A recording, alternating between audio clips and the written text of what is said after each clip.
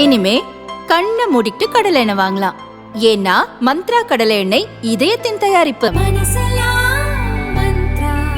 டெல்லியில் சுமார் 2000 கோடி ரூபாய் மதிப்பிலான போதைப் பொருளை NCB எனப்படும் போதைப்பொருள் தடுப்பு பிரிவு கைப்பற்றியது. போதை கடத்தலுக்கு மூளையாக செயல்பட்ட திமுக முன்னாள் நிர்வாகி ஜாஃபர் சாதிக் கைது செய்யப்பட்டார். பல தொழில்களில் முதலீடு செய்து வந்த இவர் சினிமா தயாரிப்பிலும் ஈடுபட்டிருந்தார். அரசியல் பிரமுகர்கள், சினிமா பிரபலங்கள் என பலருடன் அவருக்கு தொடர்பிருப்பது தெரிந்தது. இயக்குனர் அமீரின் படத்தையும் ஜாஃபர் சாதிக் தயாரித்திருந்தார்.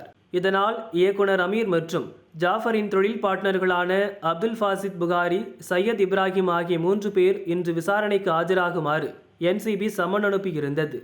அதன்படி டெல்லியில் உள்ள போதைப்பொருள் தடுப்பு பிரிவு அலுவலகத்தில் விசாரணைக்காக அமீர் ஆஜரானார். அவரிடம் ஜாஃபர் சாதிக் உடனான தொடர்பு பற்றி NCB அதிகாரிகள் விசாரிக்கின்றனர்.